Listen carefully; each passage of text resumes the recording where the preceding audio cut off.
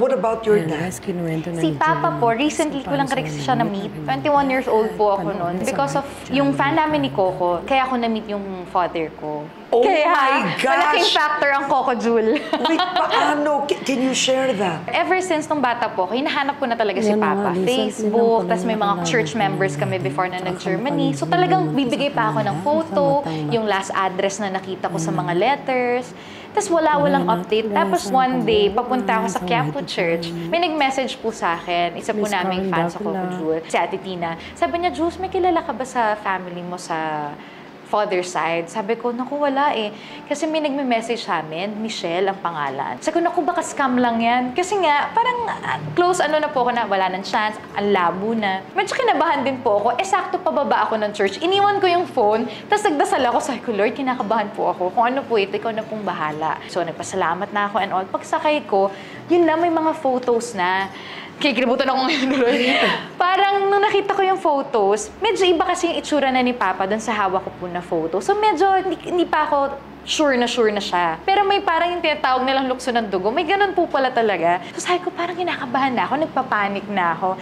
Tapos hanggang sa nagpadala na ng mga messages, nagkausap na po kami nung pinsan ko po bale. So hanggang sa later on, ang dami niya ng details na binibigay sa akin, na-confirm ko na si Papa talaga. And then nung pinasa ko kay Mama going home, ay ko, Mama, is this Papa?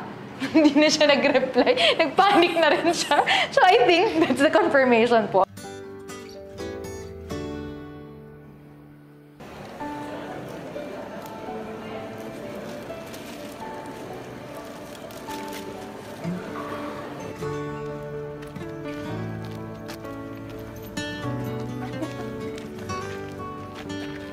Magkikita kami supposedly December 25.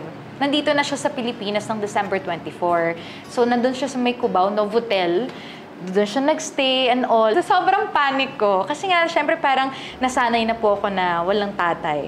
So, hindi ko alam kung paano yung magiging rapport. Hindi ko rin alam kung siya nga rin ba talaga. Parang in denial. Siguro po nasa in denial stage. Parang sa sobrang kinakabahan pa rin ako, minumove ko ng minumove. December 27. So, may 2 days akong nagagaganon sa bahay po na parang, kaya ko na ba? Ready na ba ako? And then, naisip ko, what if tawagin ko yung buong family ko? Kasi, yung parents ng pinsan ko po, sila yung mga nakakita kay Papa nung nagstay si Papa sa Pilipinas. Ang akala lang nila, dinner lang, Christmas dinner.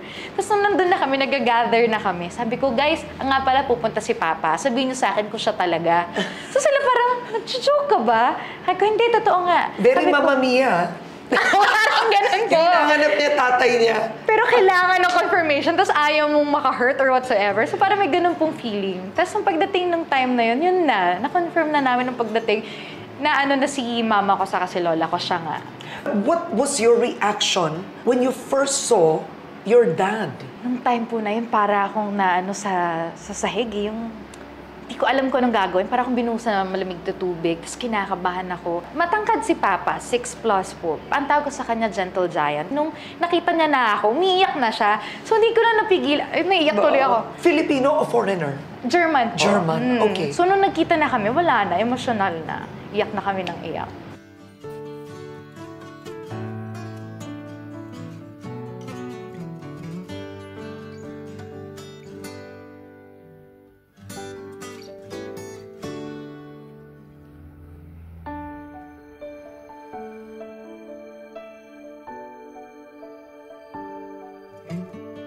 And hindi mo tinanong, why did you leave me? Hindi po kasi, ang iniisip ko po kasi parang lahat naman ng tao may kwento or may story, may reason. Inamin ko naman kay Papa, nagtampo din talaga ako. And may mga questions, bakit?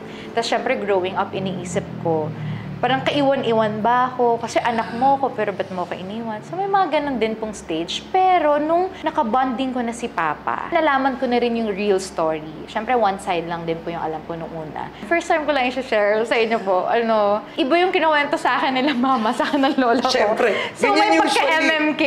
So parang all these years ang alam ko, iniwan kami, period, tapos parang wala nang pakialam. Revelation, nung naglilinis po ako ng room namin, may nakita akong letter.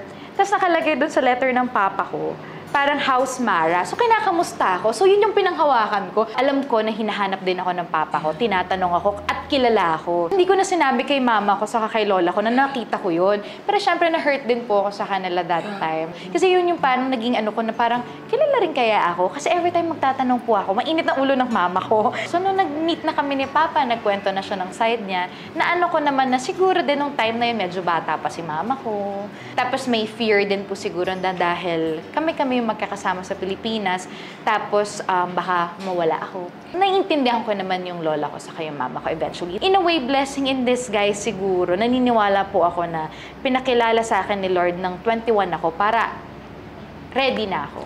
Walang hurt, walang yung parang may pagsisisihan ako or yung hindi ako magagalit sa mama at lola.